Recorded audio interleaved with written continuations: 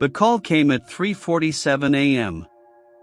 Officer Nina Voss stepped from her unmarked car into the biting wind sweeping through the courtyard of the Mirage Tower, a glass-and-steel landmark in the city's financial district.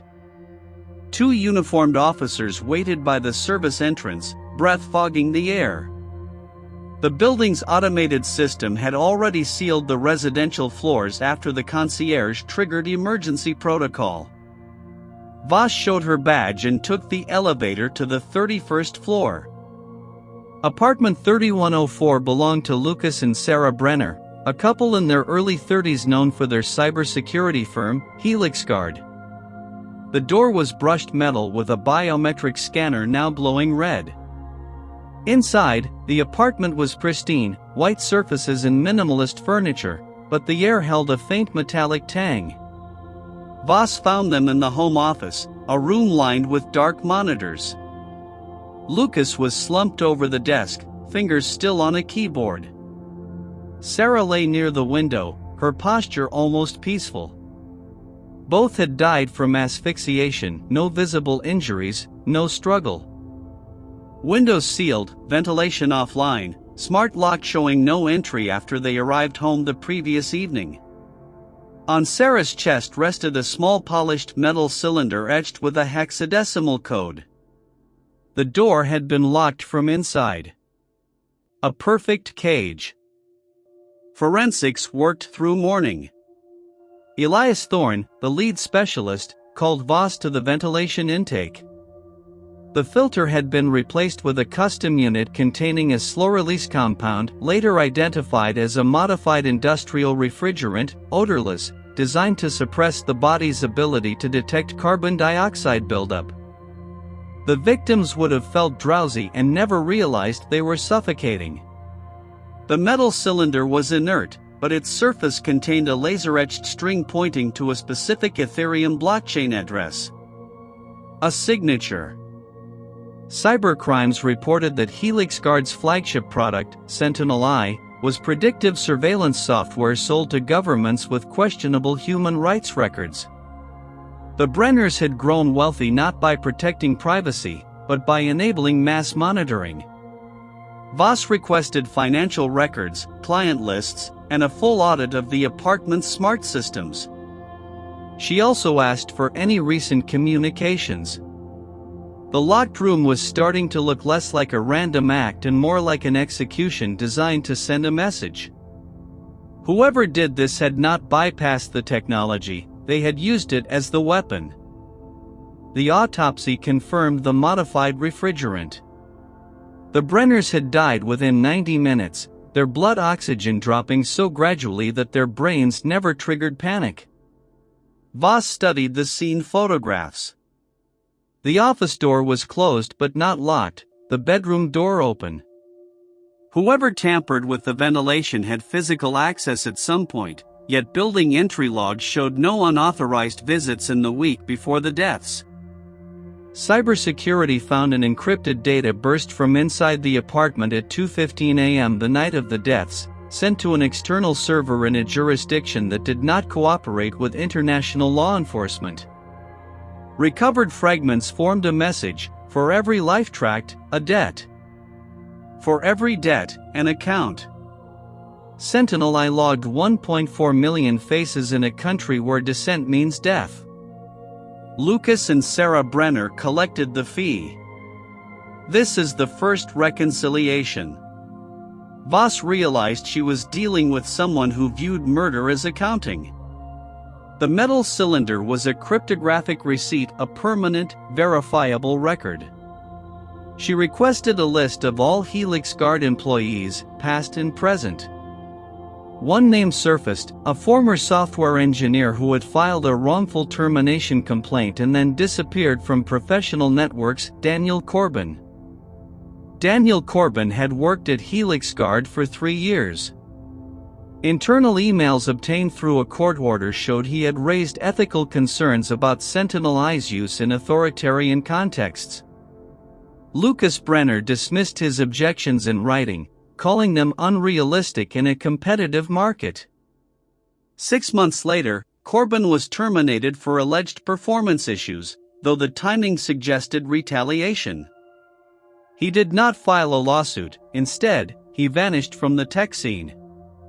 His last known address was a rented studio across the city. Voss visited and found it vacated. The landlord remembered a quiet tenant who paid in cash and moved out 3 weeks before the Brenners' deaths. The only lead was a mailbox rental service where Corbin had maintained a box. Surveillance footage showed him visiting, but also showed a second person, a woman, mid-30s, with a confident stride and a laptop bag, visiting the same box shortly after him on 3 occasions. Facial recognition yielded no match in any public database. Voss began to suspect the woman was not an accomplice but someone with skills to erase her own presence. The cybercrimes unit traced the external server to a decentralized network used by a group called the Audit Collective, hacktivists who had claimed responsibility for data leaks targeting surveillance companies, but never violence. Until now. 11 days after the Brenners, a second murder forced Voss to acknowledge the pattern. Marcus Vane, CEO of a data brokerage firm supplying behavioral prediction models to law enforcement across Europe, was found dead in his penthouse 300 kilometers away. Identical method, modified ventilation, slow-acting asphyxiant, sealed room. The object left on his body was a slim silicon chip etched with a blockchain reference. Voss arrived to find local authorities deferring to her. The cybersecurity team confirmed the same infiltration technique, a backdoor exploiting the building management system, allowing remote manipulation of ventilation. In this case, the killer had not needed physical access. Their capabilities were evolving. Voss reviewed everything known about the Audit Collective. Their manifesto spoke of algorithmic accountability and balancing the ledger. Their rhetoric had sharpened after several members were arrested in an international crackdown. Voss cross-referenced the arrested names and found one that had not appeared before, Ilara Kwan, a software architect detained for 6 months without trial, then released due to lack of evidence. Her technical expertise matched the infiltrations. Her photograph from an old conference archive matched the woman from the mailbox surveillance. Voss shifted focus to Ilara Kwan. No fixed address, no active social media, no traceable financial transactions. But she had a sister, Mira, who worked as a librarian in a coastal town. Voss made the trip and spent an afternoon observing. She approached Mira gently, explaining she wanted to understand Ilara. Mira spoke of a sister driven by fierce justice, radicalized after her detention, a brutal experience that convinced Ilara the systems she once tried to reform were beyond redemption. Mira had not seen her in over a year but received occasional postcards from different cities. Voss left her card and asked to be contacted if Ilara ever reached out.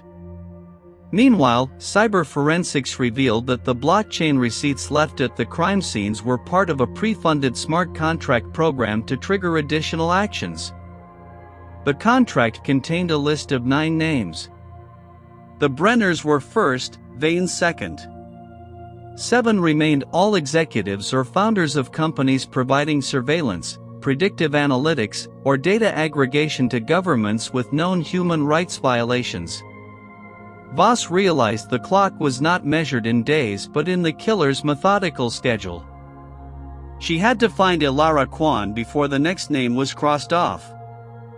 The third murder happened while Voss was in transit. A tech entrepreneur in Berlin, Anja Dresner, founder of a biometric data firm, was found dead in her home office under identical circumstances. Voss diverted to Berlin and met with lead investigator Klaus Brandt. He pointed out a detail Voss had missed. The ventilation modification had been installed during a scheduled firmware update of the building's maintenance system, a vulnerability window identified and exploited with surgical precision. Brandt traced the exploit to a vulnerability disclosure published 6 months earlier by a security researcher using the pseudonym Cyclops. The disclosure was so thorough it read like a blueprint for attack. Voss requested Cyclops' communication logs and found the account was created the same month Ilara Kwan was released from detention.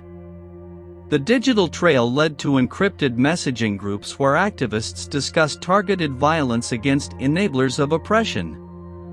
Voss read hundreds of messages until she found a recurring phrase: "The ledger must balance."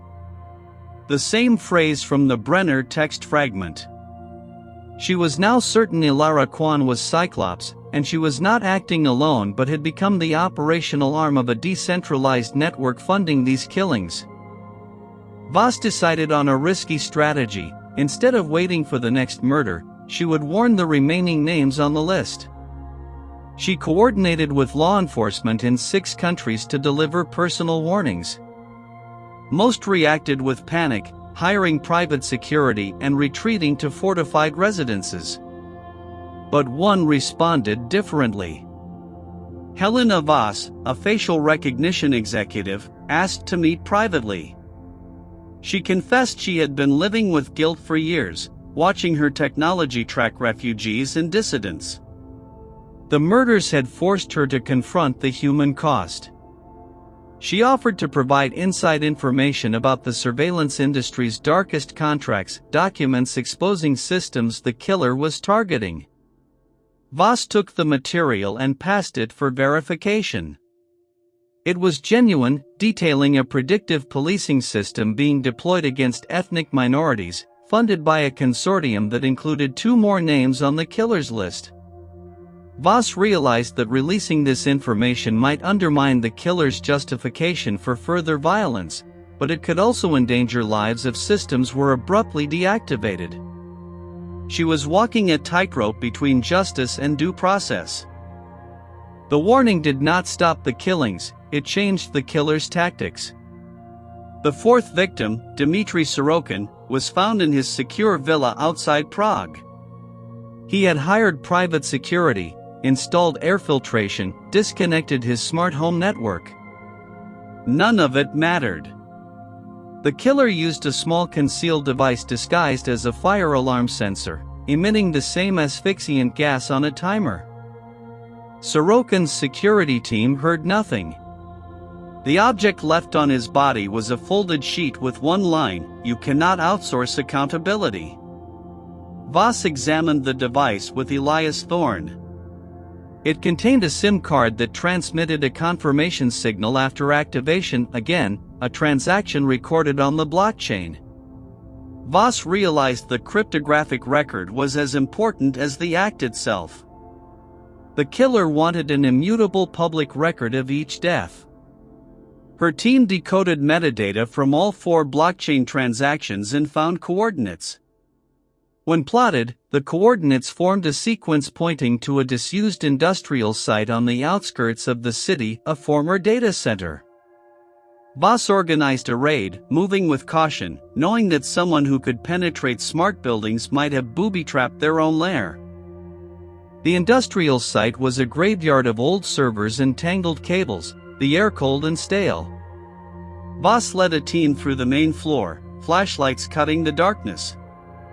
No booby traps, but they found a meticulously organized workspace. On a long table sat multiple computers, circuit boards, and a wall covered in printouts, photographs of the 9 targets, each with notes in precise handwriting detailing security measures and specific human rights violations. In the center was a device matching the Sorokin kill. But no sign of Ilara Kwan or Daniel Corbin. A laptop was still running, its screen showing active code.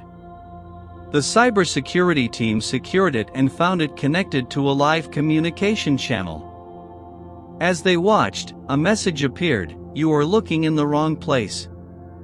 The work continues. Voss felt a chill. The killer had been monitoring in vacated moments before. But the workspace yielded a handwritten journal in cryptographic cipher. The cyber unit broke it within hours. The journal detailed the killer's philosophy that the legal system had failed, and direct verifiable justice was the only recourse. It also listed the 9 targets with checkmarks next to 4. The next name was Ingrid Voss had heard of, a venture capitalist funding surveillance startups.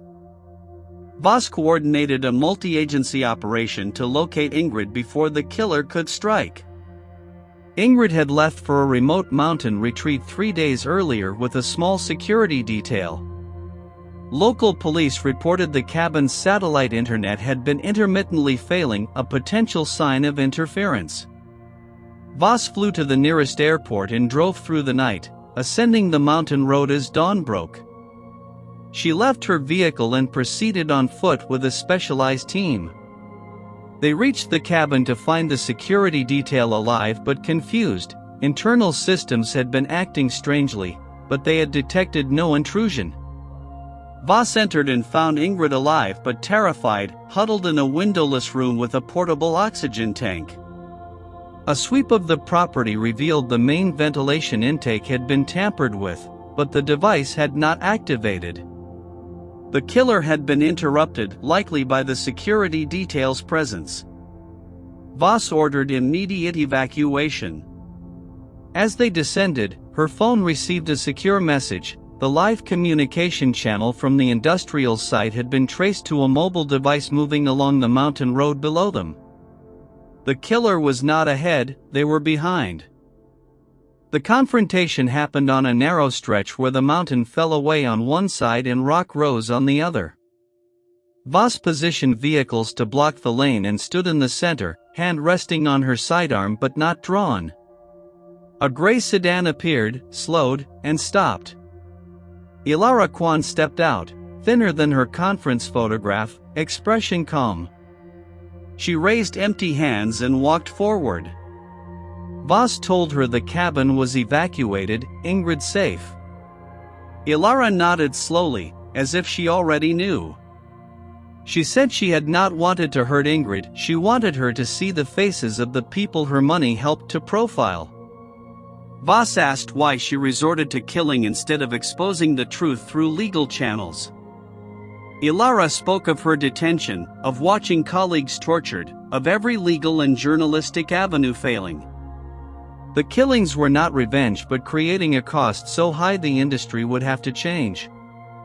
Voss countered that she had created martyrs and the industry was already circling to protect itself.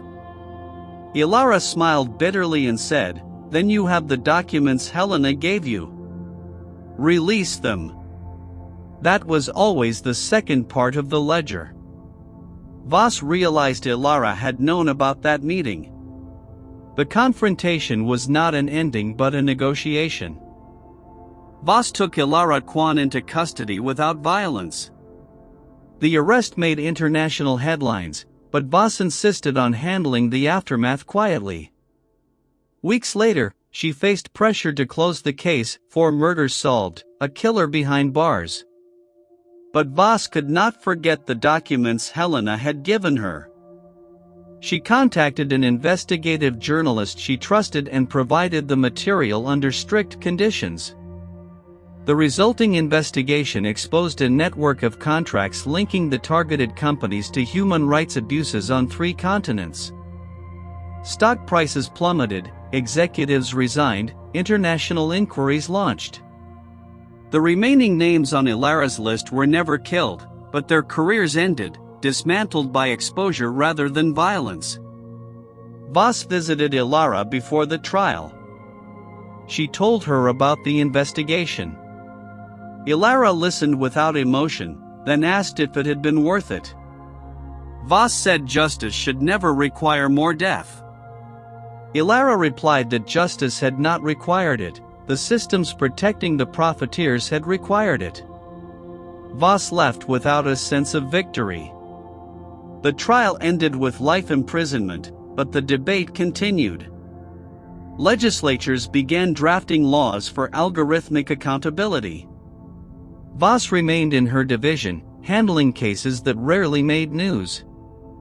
Whenever she passed the evidence locker where the metal cylinders were stored, she thought about the ledger, 4 dead, 1 imprisoned, and a truth that might never have come to light otherwise.